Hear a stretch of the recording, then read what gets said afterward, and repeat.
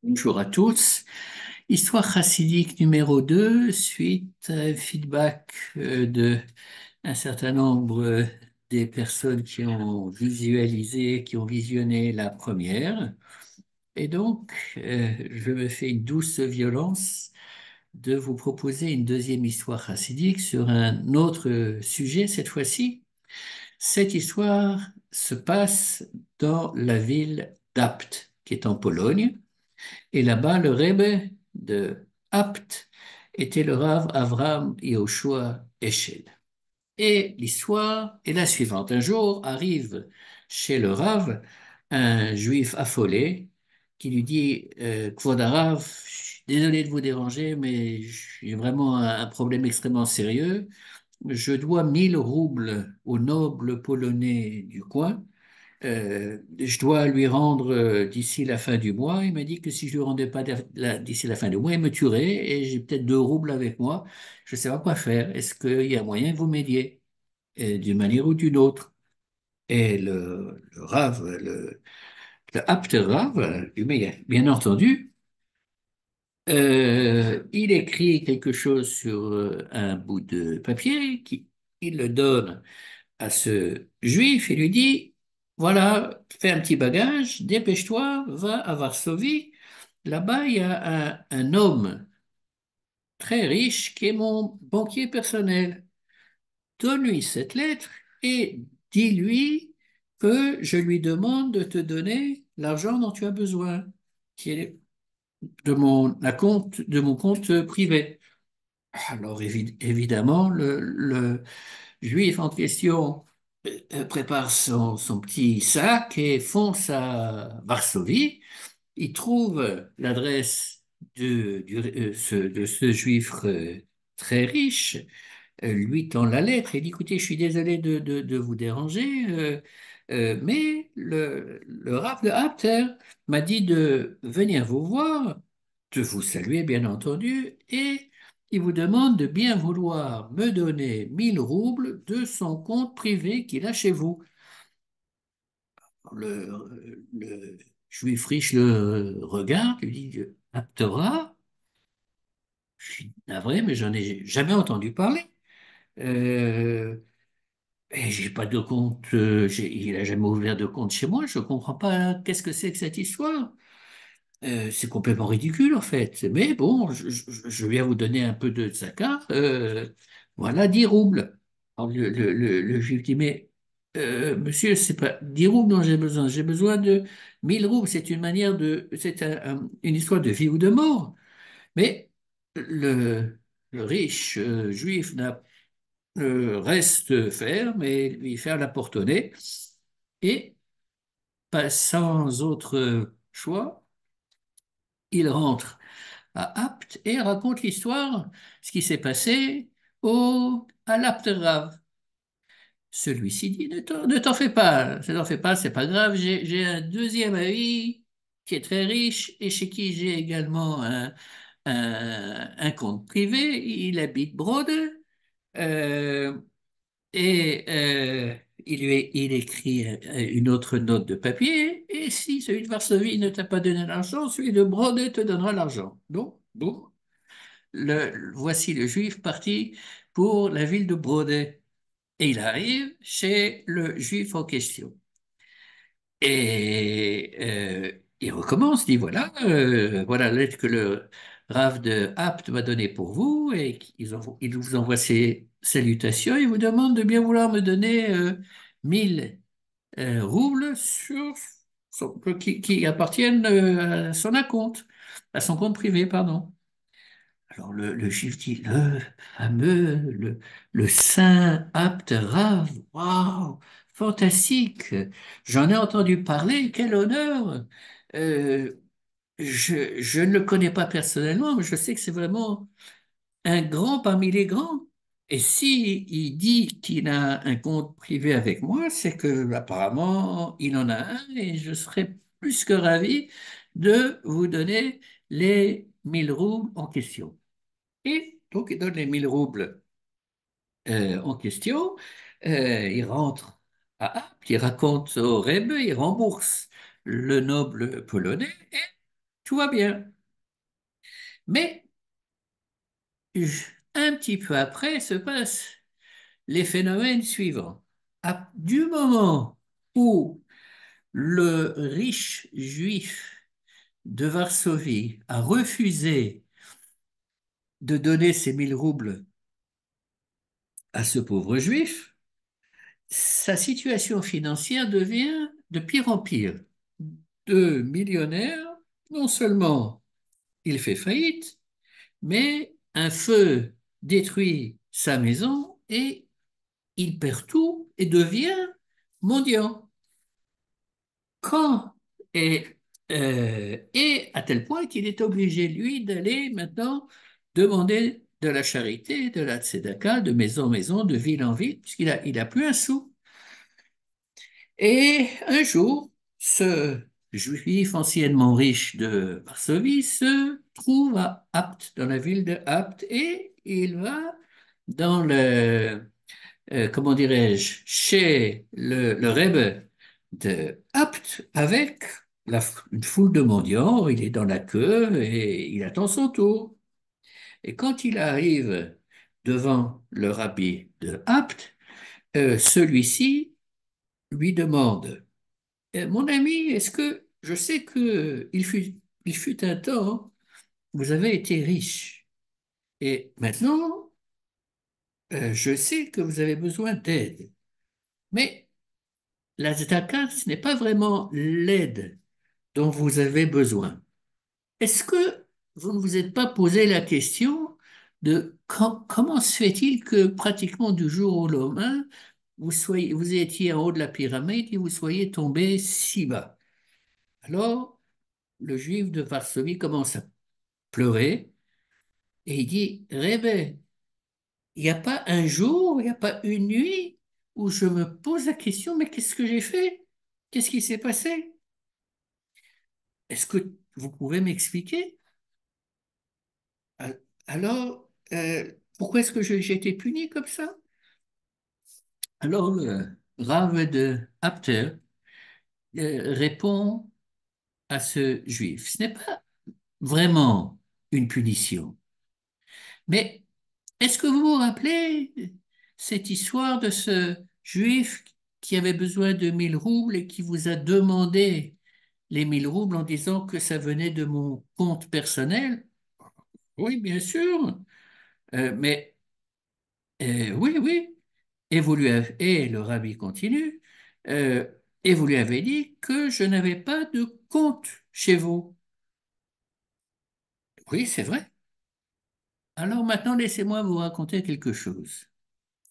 Quand Maneshama, quand mon âme, qui était encore en haut, et c'était son tour de descendre sur cette terre, Dieu m'a dit que j'allais devenir un grand rabbin et que beaucoup de pauvres gens viendraient pour me demander de l'aide. Et Dieu m'a dit, je veux que tu aides tout juif qui vient vers toi, qui a des problèmes d'argent ou autre, mais en l'occurrence des problèmes d'argent, et que tu l'aides. Et pour ça, pour que tu puisses le faire, je vais te faire un rave extrêmement riche pour que tu puisses donner autant d'argent qui soit nécessaire. Et j'ai répondu à Dieu, Maître du monde, la vérité, j'ai vraiment pas envie de m'occuper de business et de finance. Si je dois m'occuper de ces choses-là, je n'aurai plus le temps, ni pour étudier, ni pour enseigner la Torah. Alors, oui, j'aurais avoir besoin de pouvoir, comment dirais-je, puiser, trouver de l'argent. Mais ne me choisis pas moi personnellement. Euh, Choisis quelques personnes qui seront mes banquiers. Oui, et ils pourront garder l'argent, oui, mais quand j'en aurai besoin, il faudra qu'ils donnent, ou à moi, ou bien entendu aux Juifs qui vient demander de la tzedaka. Et Le Rav de Apt continue en disant, voyez, vous avez été choisi par Dieu pour être mon banquier. Et c'est pour ça que vous êtes devenu si riche. Mais à partir du moment où vous avez refusé d'aider ce juif avec mon argent, alors Akadosh Baruch Hu a décidé que l'argent qui était en dépôt chez vous serait transféré à l'autre juif, ce qui s'est passé, qui est devenu deux fois plus riche, parce que celui-ci a donné sans aucun problème. Donc, la nuit où vous avez refusé d'aider cet argent-là, il a été transféré de votre compte à celui de, du juif de Brode. Bien, ça c'est l'histoire.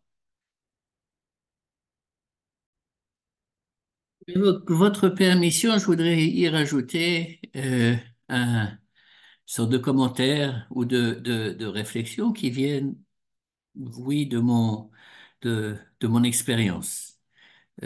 La tzedaka n'est pas quelque chose avec laquelle j'ai grandi, formule ça de manière que j'ai pas grandi ni avec Shabbat ni avec quoi que ce soit. Bon, donc la tzedaka a fortiori. Et j'ai eu le privilège, il y a assez longtemps, que le grand-oncle de ma première épouse, qui était extrêmement riche, décide de me confier une somme importante d'argent à distribuer à des gens dans le besoin à Jérusalem. C'était 100 000 dollars par an, donc c'était un sacré paquet. Et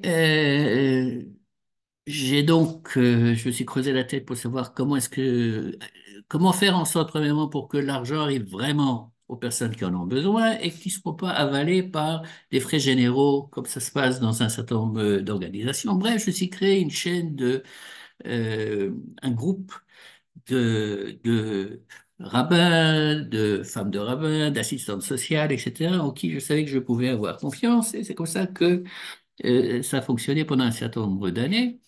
Et je me suis rendu compte que c'était un tonneau des Danaïdes. C'est-à-dire que 100 000 dollars, c'est beaucoup d'argent, mais si j'en avais eu 500 000, oui, ben, j'aurais aucun problème pour les distribuer. Bien. Donc ça, c'est quelque chose qui m'a, euh, comment dirais-je, rendu conscient de l'importance de la tzedaka. Je pense qu'auparavant, je n'étais pas aussi conscient de ça.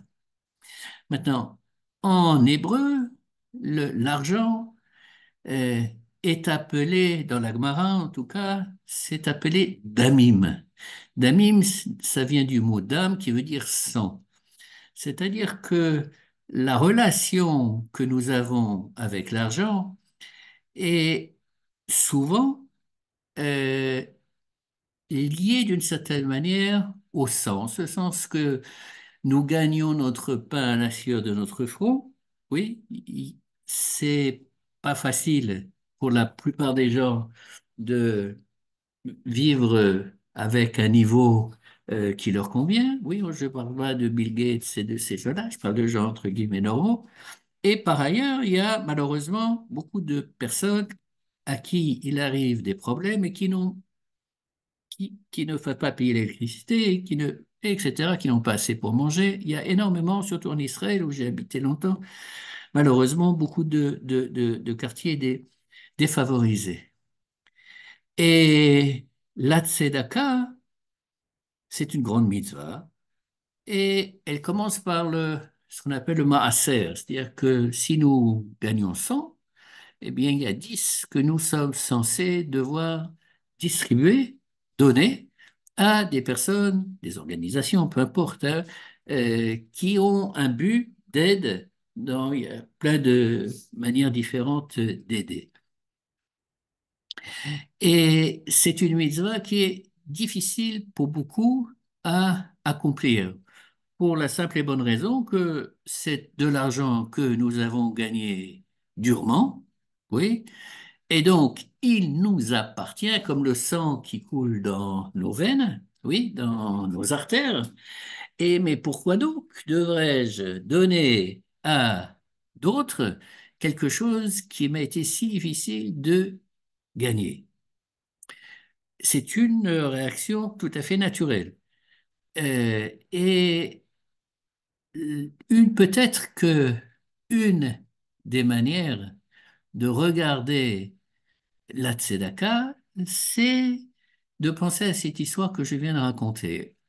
C'est-à-dire, voyons, nous avons gagné 1000, nous avons gagné 10 000, nous avons gagné 100, peu importe, ça c'est notre revenu mensuel, mais en fait, même s'il est dans notre compte en banque, sur les 100 que nous avons, il y en a 10 qui ne sont pas en fait à nous.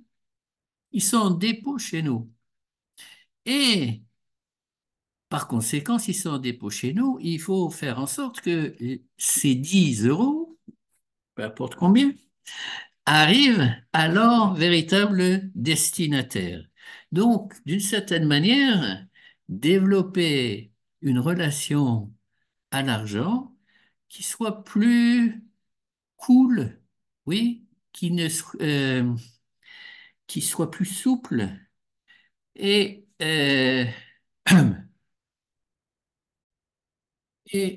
que quand nous donnons ce que nous donnons, en fait, nous pensions que cet argent-là n'était pas véritablement à nous, était en dépôt chez nous. Oui, et comme c'est en dépôt, bon, ben, c'est comme si on garde quelque chose pour quelqu'un, eh bien, et on n'a pas de problème majeur à lui donner ce qu'il a mis en dépôt chez nous, parce qu'en fait, ça lui appartient. Voilà, donc c'est une réflexion dans laquelle je vous invite à vous engager et à l'aide de Dieu. Ça aidera certains d'entre vous à rentrer plus dans le monde de la Tzedaka. Bonne semaine, Shavua Tov.